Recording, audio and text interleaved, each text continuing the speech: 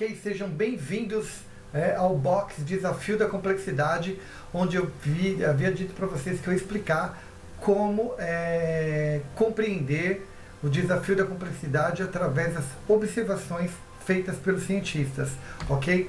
Então, as 5 observações mais relevantes para a gente compreender complexidade. Primeira delas, acaso e desordem. O que quer dizer isso? Que inúmeros eventos ocorrem pelo acaso e pela desordem. Não necessariamente nessa ordem, mas acaso e desordem está desassociado.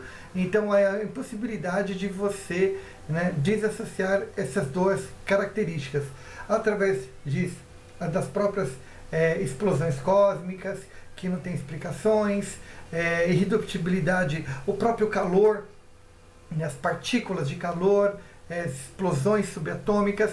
Mas uma coisa que explica bastante isso daí, e que hoje a gente usa muito essa expressão, chama-se serendipidade, que é aquela característica ou a casualidade, acho que você já ouviu muitas pessoas utilizando essa palavra, serendipidade, que é quando algo de muito agradável e inesperadamente ocorre.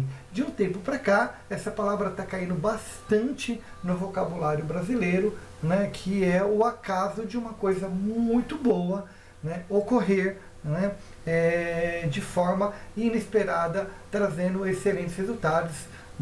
O exemplo, sei lá, de uma família se reencontrar depois de muitos anos, ou de repente de você encontrar o seu irmão ou alguém depois de muitos anos aí. Outro característica de observação da complexidade é singularidade, localização e temporalidade.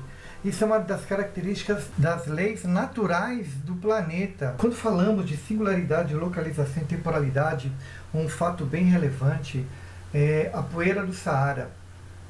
Ela se desloca por todo o Oceano Atlântico e alimenta a floresta amazônica. Exatamente isso, a floresta amazônica.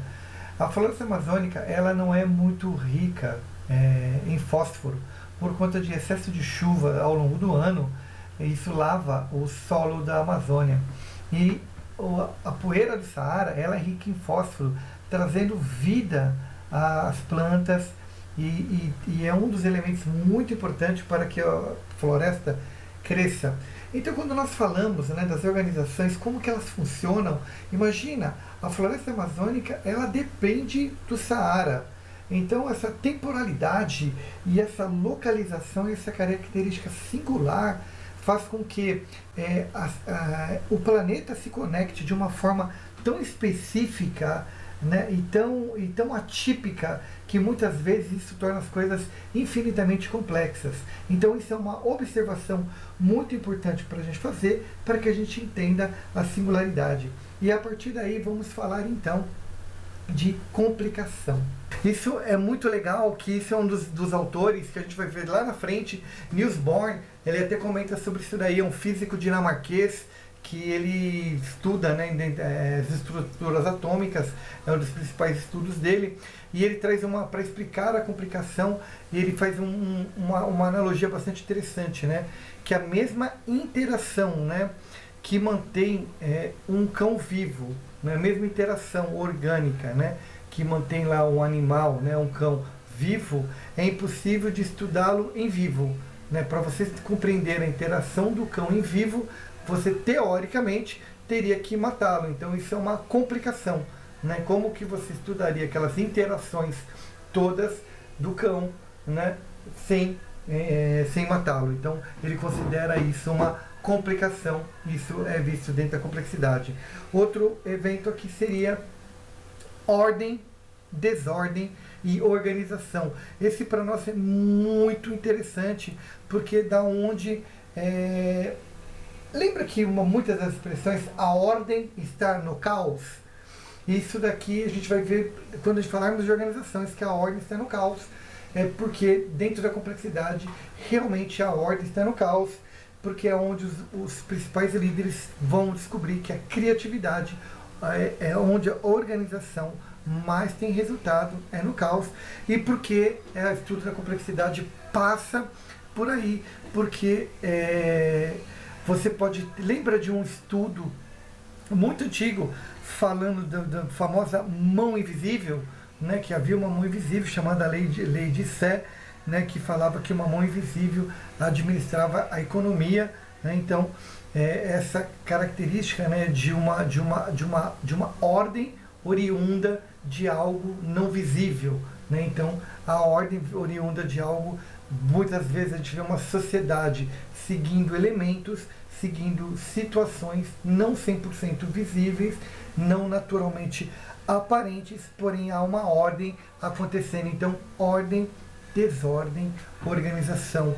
E por último, e não menos importante, o que é chamado de unidade, né? O último elemento aí da complexidade.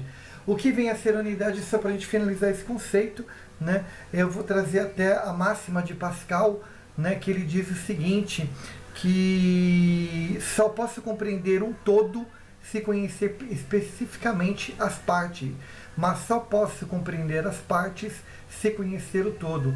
Então a unidade, ela está associada a uma coisa chamada multiplicidade, né?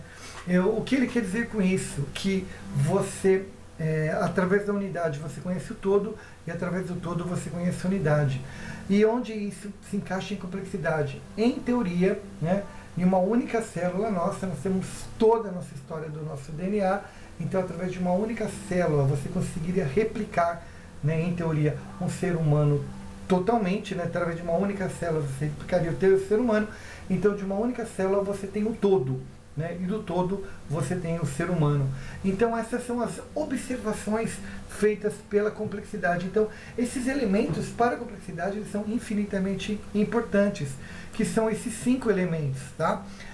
Acaso e desordem, singularidade, localização e temporalidade, complicação, ordem, desordem e organização, e unidade e multiplicidade. Lembrando que esses 5 elementos são apontados por Edgar Morin. E o próximo elemento que nós iremos estudar agora, para que fique realmente dentro do nosso universo de estudo, será a organização.